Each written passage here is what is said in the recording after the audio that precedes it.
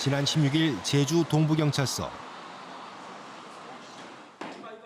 이날 모두의 관심이 집중된 경찰의 발표가 있었습니다. 이분이 지금 현재 주소가 말소되어 있습니다. 그래서 저희는 이분 주변 인물들이란지 통화 내역을 통해 가지고 대략적인 위치를 확인했고 현장에 잠복해서 검거했습니다. 2009년 발생했던 보육교사 피살 사건의 피의자가 체포된 겁니다.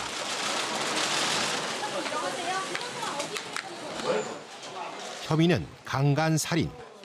피의자는 9년 전 사건 당시에도 용의선상에 올랐던 택시기사 박모 씨였습니다. 피의자 체포 후 수사는 빠른 속도로 진행됐습니다. 피해자에 대한 여러 가지 범죄 혐의점에 대해 지난 17일 경찰은 피의자에 대한 구속영장을 신청했습니다. 하지만 법원의 결정은 영장 기각. 사건은 또다시 새로운 국면을 맞았습니다.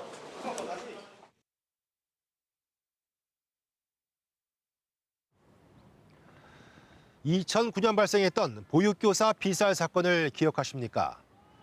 최근 미저로 남을 뻔했던 이 사건에 대한 재수사가 이루어지며 도민 관심이 모아지고 있습니다. 재수사의 시작부터 구속영장 기각까지 급박하게 이루어진 지난 한 달간의 이야기를 이승민 PD가 취재했습니다. 9년 전 그날로 돌아가 봅니다. 2009년 1월 31일 보육교사로 근무하던 이 씨는 여고 동창생들과의 모임을 가졌습니다. 오후 7시에 시작된 술자리는 다음 날 오전 2시가 된 후에야 마무리됩니다. 친구들과 헤어진 이 씨는 늦은 시간까지 계속된 모임에 마음이 상한 남자친구를 달래주러 그의 집으로 향했습니다. 하지만 사소한 문제로 인한 갈등으로 인해 다툼이 일어났습니다. 화가 난 이 씨는 집으로 가기 위해 자주 이용하던 콜택시 회사에 전화를 겁니다. 이미 오전 3시를 넘긴 시간.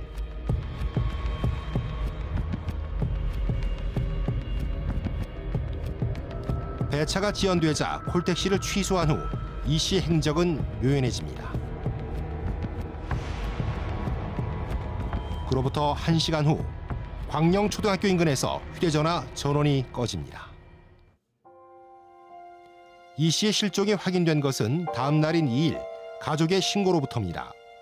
경찰은 휴대전화의 마지막 신호가 잡혔던 광령초등학교 인근을 시작으로 대대적인 수색을 실시했습니다. 경찰과 구린, 119 구조대와 마을 주민 등 동원된 인원만 400여 명. 하지만 실종 일주일째 되던 날 모두가 바라지 않던 일이 발생합니다. 이것도 먼저 우리 모두가 살아 돌아올 것이라고 간절히 기원하던 미기가자 씨가 우리들의 바람과 달리 시신으로 발견되었습니다. 삼가 고인의 명복을 빕니다. 인근에서 작업 중이던 인부에게 이 씨의 사체가 발견된 것. 이 씨는 애월읍 고내봉 인근 농업용 배수로에 엎드려진 채 발견됐습니다. 집에서 불과 4km 떨어진 곳이었습니다. 이제 뭐가 누워 있길래 보니까 저는 마네킹인 줄 알았습니다. 그냥 이거 마네킹 아닙니까? 이래 보니까 손톱이 있길래 보니까 사람이다 해가 이제 내가 112에 신고를 했죠. 사체는 상의는 입고 있었지만 하의는 벗겨진 상태였습니다. 현장에 도착한 경찰은 주변을 수색했지만 범인의 흔적으로 볼 만한 특별한 단서를 찾지 못했습니다. 당시 취재기자는 이 사건을 어떻게 기억하고 있을까? 그건 직접 취재를 했던 것 같아요.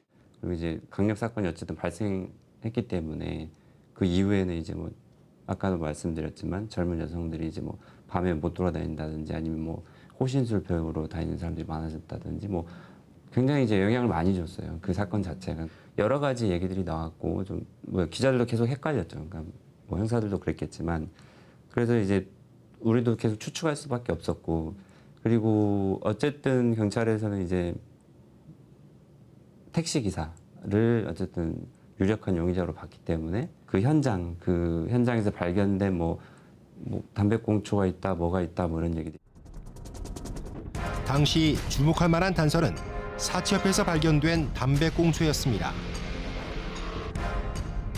경찰은 담배꽁초에서 검출된 제3자의 DNA를 용의자들과 대조하기 시작했습니다.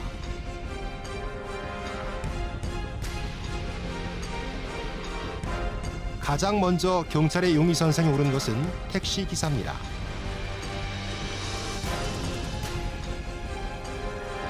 이 씨의 실종 당일 행적을 다시 한번 살펴보겠습니다.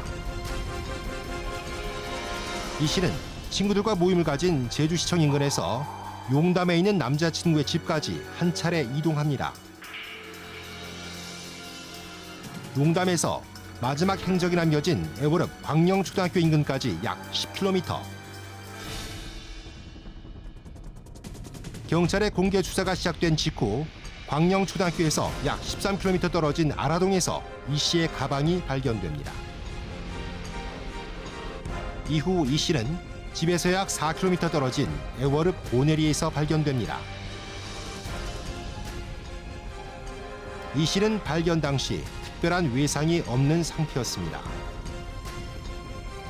외상이 발견되지 않은 점과 이동 거리로 봤을 때 커다란 저항 없이 차량을 이용했다는 것이 경찰의 추측. 유력한 용의자가 택시기사로 압축된 이유입니다.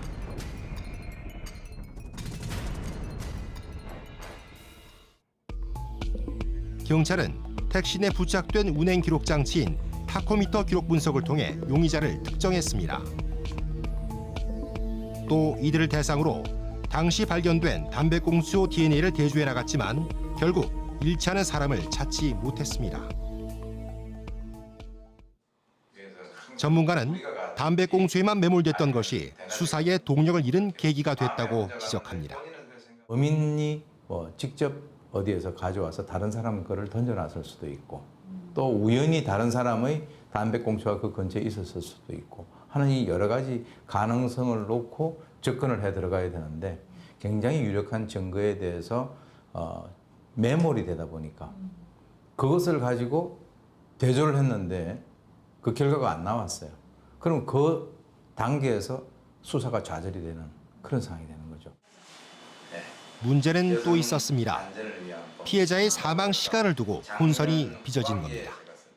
범인을 근거하는 데 있어서 가장 중요한 것이 이제 사체 존재 여부. 사체를 발견했다면 그 피해자가 언제 사망을 했는가라고 하는 사망 추정 시간을 특정하는 문제. 거기에 따라서 그 용의자의 알리바이와 연관을 해서 수사를 해 나가는 것이 일반적인데 이번 사건 같은 경우는 피해자의 사망 추정 시각을 특정하는 데서 결정적인 문제점이 발생이 되어버렸어요. 이 씨가 실종된 것은 1일, 그리고 그로부터 일주일 후인 2월 8일 이 씨가 숨진 채 발견됐습니다. 사체가 발견되기 이틀 전인 2월 6일 이 씨의 가방이 비에 젖은 채 발견됐기 때문에 경찰은 비가 내린 2월 3일 이전 이 씨가 살해된 후 가방에 버려진 것으로 추측했습니다. 즉 사망 시점이 실종 시점과 같다는 것. 하지만 당시 부검의의 소견은 달랐습니다. 사체의 부패 정도와 체온 변화 등으로 봤을 때 발견 직전 사망했을 가능성이 크다는 겁니다. 부검의의 소견대로라면 이 씨가 실종된 후 사망 직전까지 감금됐을 수 있다는 새로운 가능성이 제기됩니다. 하지만 사체에 타박상이나 찰과상이 전혀 없었고 실종 당일 입고 있던 옷이 깨끗한 상태였다는 것은 석연치 않은 점으로 남습니다. 사망 시간 특정의 혼선은 결국 미결의 결정적 계기로 남았습니다. 오늘 살인죄 공소시효 폐지 법안이 국회를 통과했습니다. 살인죄의 공소시효를 폐지하는 태완이법이 통과되자 경찰이 미제 살인 사건 해결에 강한 의욕을 보이고 있습니다. 우선 전국의 50명 규모였던 지난 2015년 7월 살인 사건에 대한 공소시효를 폐지하는 내용의 형사소송법이 개정되며 전국에 미제 사건 전담 팀이 꾸려졌습니다. 다시 맡아 수사하도록 할 방침입니다. 제주에서는 2016년 2월 미제 사건 전담팀이 신설됐습니다. 가장 먼저 인수한 사건은 보육교사 피살 사건. 2015년도에 그 살인죄의 공소시효가 폐지되면서 2016년도에 이 경찰청에 이제 미제팀이 이제 신설이 됐고요. 그에 따라서 이 사건에 대해서 이제 정밀하게 이제 분석을 해봤을 때 그 어떤 그 사망 시점과 관련한 부분이 상당히 그 미제의 큰 그 원인이 됐다고 판단을 해서 저희들이 그 동물 실험을 실시를 했고요. 재수사는 당시 수사에 혼선을 줬던 피해자의 사망 시간을 특정하는 것부터 시작됐습니다.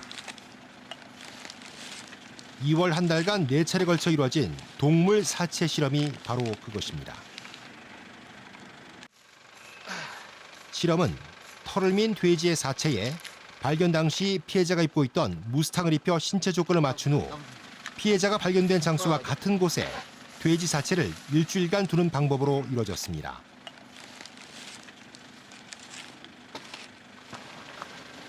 환경 또한 온도와 습도, 바람의 세기까지 피해자의 실종 당일과 유사한 조건에 맞췄고 부패 정도와 체온 변화에 주목했습니다. 일주일 후 확인한 돼지 사체의 변화는 놀라웠습니다. 부패가 거의 진행되지 않았고 직장의 온도가 대기 온도보다 높은 것이 확인됐기 때문입니다.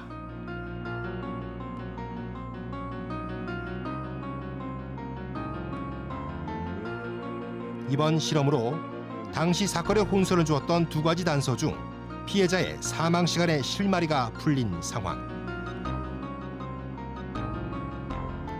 경찰은 실험 결과를 토대로 피해자 실종 당일 알리바이가 명확하지 않았던 택시기사 박 씨를 다시 수사 선상에 포함시켰습니다.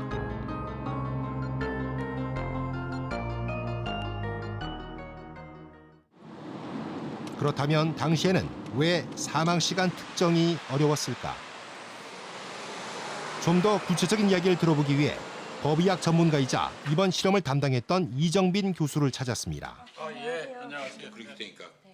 이 교수는 당시 부검의의 소견이 이론상으로는 틀리지 않았다고 말합니다. 이 부검 부위가 뭐라 그랬냐면 부검하면서 보니까 시체가 딱딱해요. 그러면 아직 죽은 지 얼마 안 됐다. 적어도 48시간이 안 넘었다 이런 얘기예요. 그냥 보통으로 보면은. 내부 장기 보니까 안 썩었고 제일 중요한 거는 그때 체온이 기온보다 거의 4도나 높게 13도라고. 그러면 어떻게 해석해야 되냐면 2월 7일에서 8일 사이에 죽었겠다. 이렇게 얘기가 된 거예요. 당시 발견된 사체는 사망한 지 얼마 안 된 것처럼 비교적 체온이 높고 부패가 진행되지 않은 상태였습니다. 당시 부검의가 사망 시간을 24시간 전으로 추측했을 것으로 보는 이유입니다. 변수는 발견 장소에도 있었다고 그 말합니다. 장소가 아주 특이합니다. 우선 북향에 그 다음에 물이 흐르고 있어요. 거기에 바람이 엄청 세요. 그렇게 하고 물골에 또 들어있어요. 그렇게 하고 그 당시 보면 옆에 풀이 막 자라가고 햇빛이 안 들어요 거의. 이런 아주 특수한 조건이기 때문에 보통 같으면은 죽으면은 체온하고 기온하고 거의 같이 그냥 가요. 조금 늦긴 하지만은 그 차가 별로 없어요. 그런데 이건 특수 사항이에요. 이 교수의 이야기를 확인하기 위해 직접 찾은 현장의 모습입니다. 무거진 풀 아래로 응달이 져 있습니다. 또 바람이 세차게 불어옵니다. 콘크리트로 만들어진 배수로가 한낮의 태양열을 그대로 흡수하고 있었고 배수로의 특성상 내내 물이 고여있는 것 또한 육안으로 확인이 가능했습니다. 지형적인 조건과 환경이 모두 혼란을 주기에 충분했다는 것.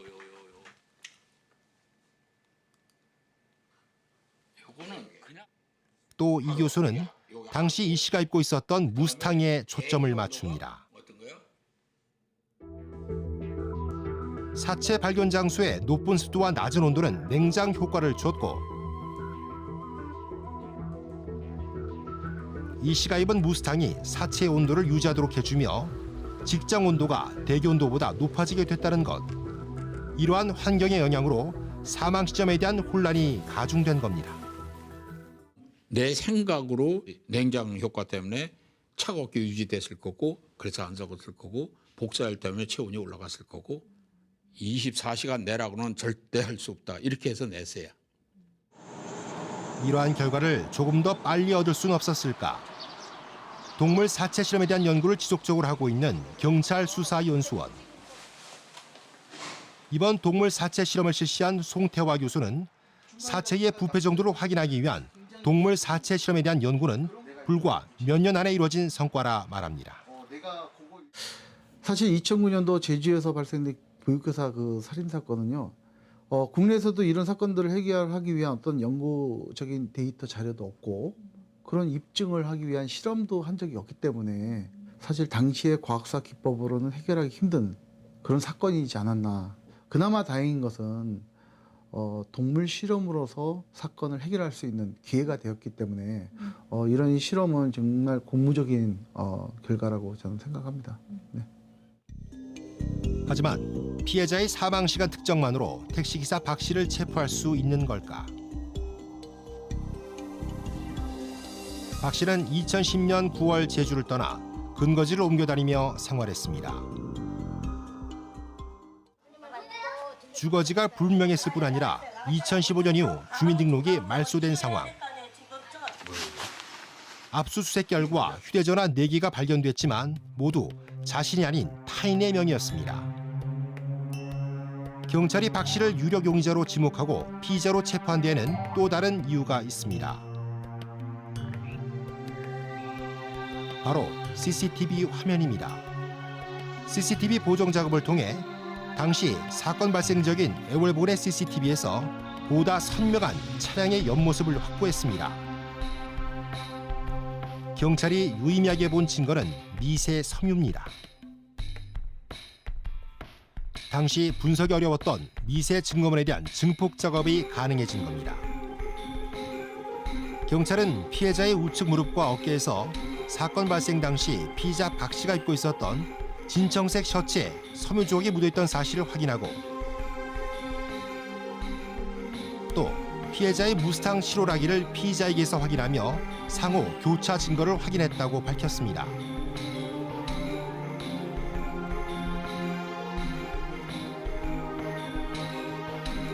압수수색 당시 찾아낸 휴대전화에 디지털 포렌식 감식 결과도 주목됩니다.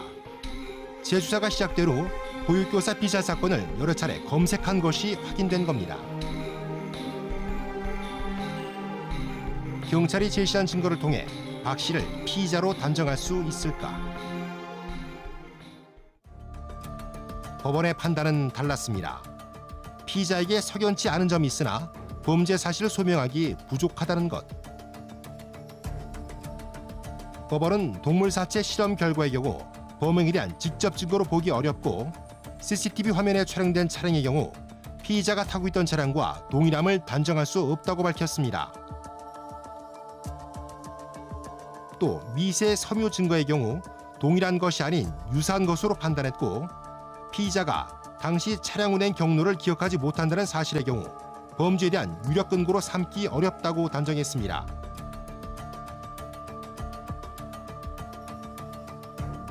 현재 피의자는 구속영장 기각으로 풀려난 상황. 그렇다면 사건은 이대로 종결되는 걸까?